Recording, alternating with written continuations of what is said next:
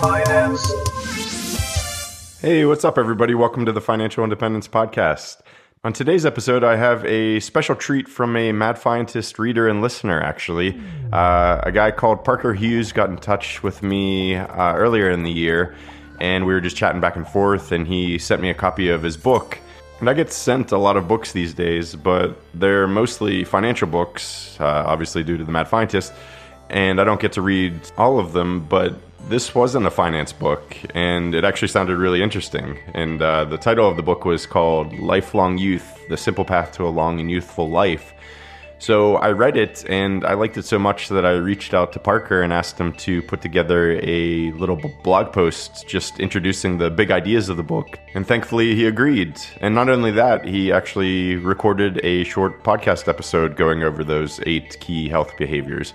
And that's what today's episode is. So if you want to dive into this topic more, then go to madfientist.com and you'll find his guest post on the topic at madfientist.com/yourmoneyandyourhealth. All of those words are separated by dashes. And then obviously, if you want to dive in even deeper, then you can check out his book, Lifelong Youth, which is linked to from that article. But for now, I hope you enjoy this short podcast episode diving into those 8 key health behaviors. And a huge thanks to Parker for putting it together. Take it away, Parker.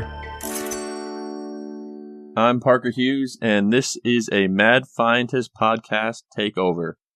A little bit about myself. I'm a chiropractor, a blogger, podcaster, author, and recently an American Ninja Warrior. I was lucky enough to get on the show and compete against some incredible athletes. Way better than myself, but it was a fun experience nonetheless. I've been on it a couple years now and hopefully going to be on it a few more. But that is not what I'm going to talk about today. Today, I am talking about your money and your health. The reason I'm talking about your money and your health is because they're somewhat related in their approach, in their achievement.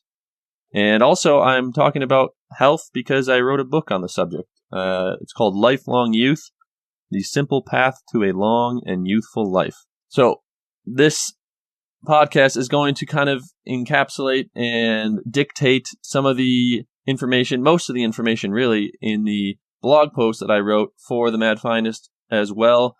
Did a guest post for him that you can find on his site, madfientist.com, and it's called the same title, Your Money and Your Health.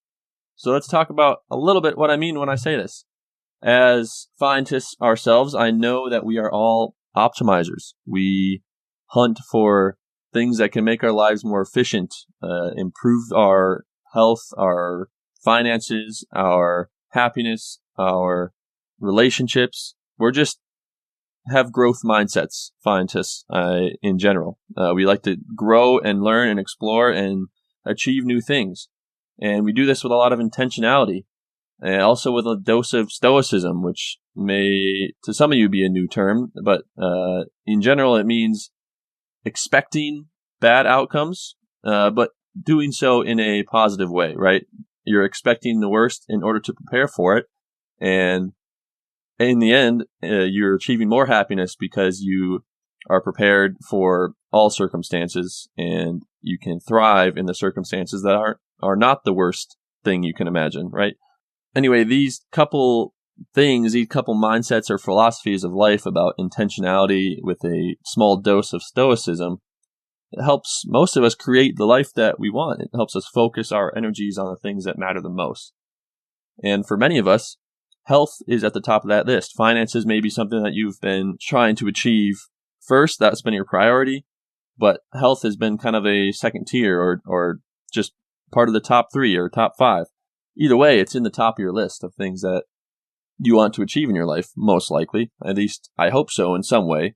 You want to be able to live your best life by being able to have a body and a mind that does the things that you want it to do.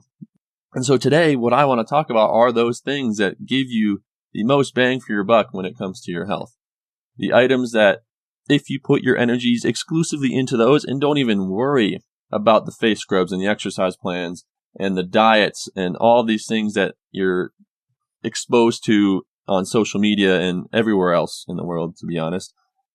All of those things, you don't even have to worry about them if you focus on these 8 basic ideas of health. These are the same 8 ideas that I go over in the book, Lifelong Youth. And the reason why I wrote the book at all is for the same reasons that I'm talking to you all today. I want to make health simple and easy and happy. I want it to be enjoyable and not sacrificial. So let's go. Health behavior number 1, having a sense of purpose. A foundational element to your health, to living a long life, to living a happy life, is to have a reason for getting up in the morning. In the book Blue Zones that Dan Buettner wrote, a National Geographic author, he studied the longest living people in the world, and one of the main items that all of them practiced is that they all had a sense of purpose. Health behavior number 2 is eat food a caveman would recognize as food. It looks like a pepper, a carrot, an egg, a piece of meat. Eat real food. Eat things that a caveman would recognize as food. In essence, that means that you're processing your food in your own kitchen. You're not outsourcing the processing to some factory or laboratory that will put your food into a package inside some plastic and then again in some cardboard around that. Put some pretty colors so it looks attractive and it put some nice labels that makes you think, oh, this is healthy for me. Let me tell you something. If your food is telling you that it's healthy for you, it's probably not. Does a carrot have a label that says heart healthy or good for eye health? They don't need to shout to the world that they're good for you when they're actually good for you. Get the food that looks like it used to be alive and then do the processing yourself. That's going to get you so far in your journey towards health. Find food that looks real, process it in your own kitchen, and only eat when you're hungry. Step number 3, the health behavior number 3, is honestly my favorite one. I think this simple behavior contributed more to my health goals than any other behavior. And that is just simply to drink water. Regarding the eat when you're hungry thing, drinking water, I believe to be the biggest contribution to my lack of eating when I'm not even hungry. Because water and being hydrated is worth 70% of the hunger pangs that you normally feel. When you feel hungry, it's more likely that you're dehydrated than you are actually hungry. And so by drinking water consistently and having an emotional support water bottle with me all day, every day, I think I've dampened my hunger. Water enables all life to exist. You should put a lot of it in your body. I can't make a better argument than that. All right, number 4, fourth health behavior. Sleep like you mean it.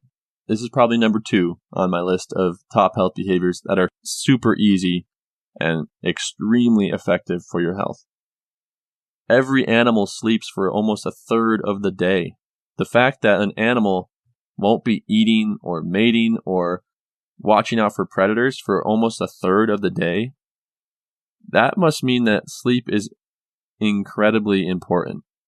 And it's proven that it is. If you don't get good sleep, you're likely to gain more weight. That's because it messes with your hunger hormones, ghrelin and leptin. In short, that means it makes you hungrier by producing more ghrelin. Ghrelin is the hungry hormone. If you have more ghrelin in your body through less sleep, you're going to be hungrier more, you're going to eat more, and you're also going to have higher cortisol levels, which stimulates fat production. Cortisol is a stress hormone. It stimulates fat production. So you're going to be hungrier, and you're going to stimulate production of more fat if you don't get sleep. Other things that are benefited from sleeping more is your immune system, your mental health. Sleep is like the emotional support regulator extraordinaire. We know this even when we see little kids in a grocery store and they're screaming their head off and their parents are like, I'm sorry, they didn't get a lot of sleep last night. And then we're like, oh yeah, okay, that makes sense. I get it. Yep. Guess what? The same goes for you as an adult. Few tips to help you sleep more. Make sure it's really dark. Make sure you don't look at screens close to bedtime. Try not to eat too close to bed. You can have a bedtime ritual. It's kind of like shooting a free throw, getting in the same ritual every single night. Doing the same thing over and over again forms a habit to help you wind down. Maybe you read a book for 10 minutes. Maybe you have some pillow talk with your significant other. If it's hard going to bed, or if you wake up with your mind racing, get out of bed. Go do something else. You don't want to associate the bed with a racing mind, a wandering mind. You want to associate your bed with sleep, which is why you shouldn't watch TV or be on your phone in bed. Alcohol does not help you sleep better, FYI. It is just sedating your brain. That's why people feel so tired after a night of drinking. Even if they slept for 10 hours, their sleep was very fragmented and shallow, and they woke up probably feeling unrefreshed, unrestored. They didn't really get good sleep because their brain was just sedated. It wasn't doing any of the normal things that it does during sleep. Health behavior number 5, move naturally and play. Exercise, to me, can get pretty sterile and lifeless and boring. When I'm just lifting an object off the ground 10 times and putting it back down again, I can get pretty bored. I would prefer everyone to be playing outside as their exercise, because that also stimulates all sorts of good chemicals in your brain and your body to play outside, while also helping you embrace hardship because you're playing outside in all types of weather, not just when it's perfect out. So play. Go play, have fun, go run around in the forest, climb trees, jump off rocks, run around in the mountains, mountain bike, rollerblade, ski, snowboard. Things that are fun, we're going to keep doing. It's as simple as that. So have fun, play around, tinker, fiddle, and be creative with ways to move your body. There are some activity guidelines that I want to go over for a long and youthful life to kind of help guide your activity levels. One is you should do at least some moderate physical activity, just like moving around, having a low-ish heart rate, a little bit active, brisk walking or swimming or biking or household chores or jogging. You should do those types of things at least 5 times a week. Get out and go for a walk 5 times a week. That is something that's pretty essential to your life. You should do at least 2 times a week of weight training. Not necessarily going to the gym and lifting weights, but doing something heavy. Lifting something heavy, whether it's buckets of water in your backyard or piles of wood to the campfire. It doesn't have to be fancy. It doesn't have to require a membership, but do something heavy a couple times a week. And then the last 2, one is to do something vigorous 1 time a week, 20 minutes a week. That's it. Make yourself sweat. That's basically the long and short of it. It's doing something vigorous to max out your heart rate.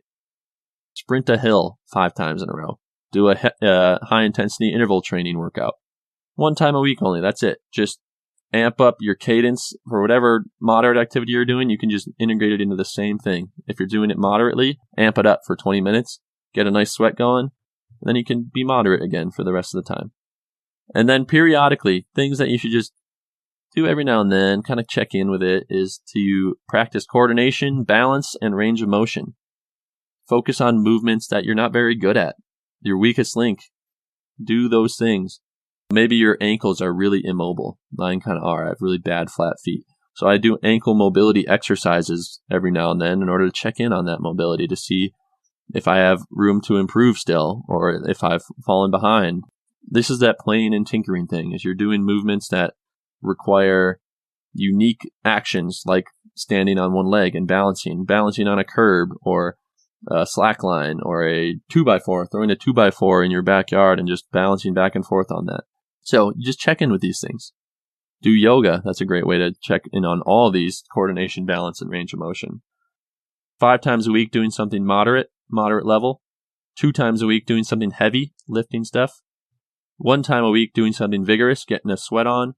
And then periodically practicing coordination, checking in on your balance, doing some balance exercises, and working on your range of motion in your joints, your shoulders, your knees, your hips, your ankles. Those are the big ones.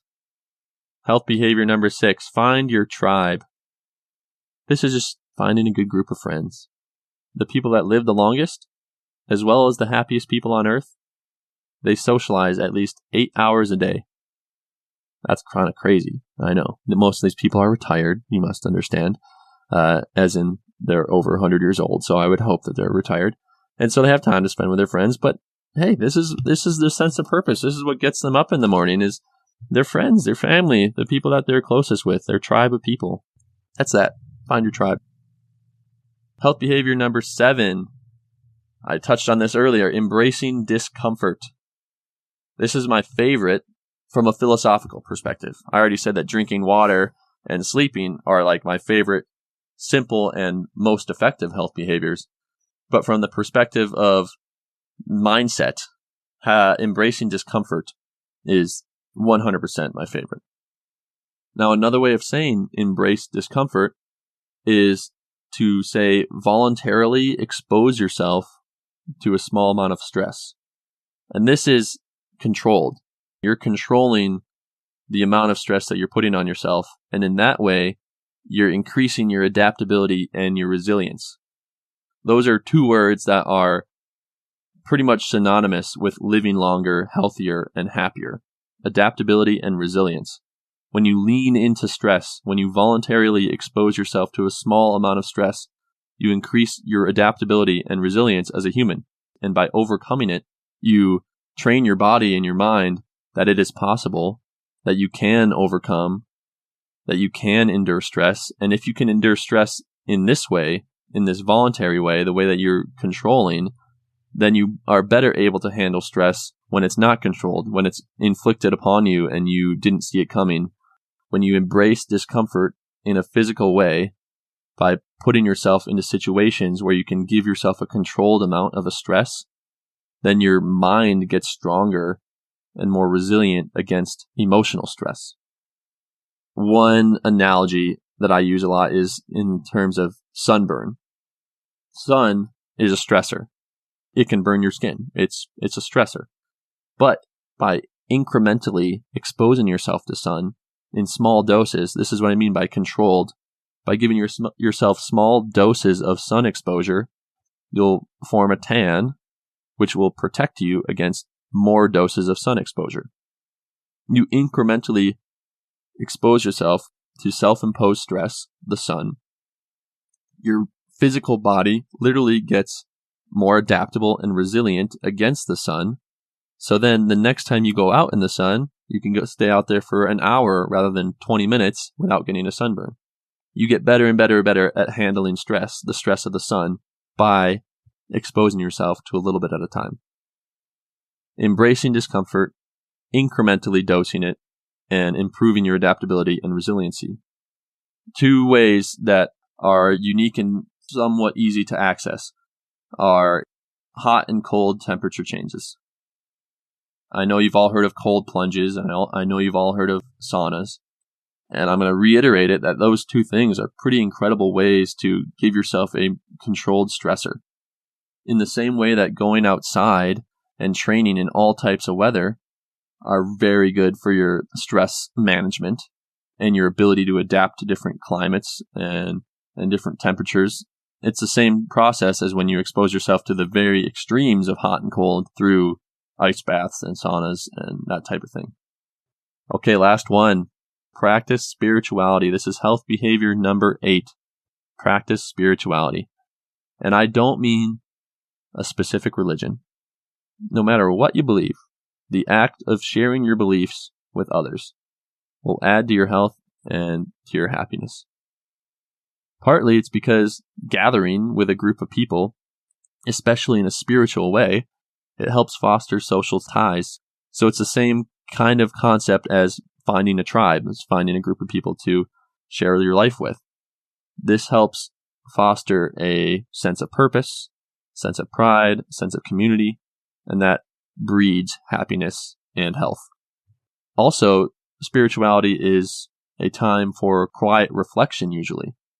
Most spiritual practices are, in essence, a session of mindfulness, and that relieves stress, helps you manage stress better. Again, it helps you breathe and control your breath in stressful situations. It helps you with the practice of controlling your mind and your body and your breath during those moments.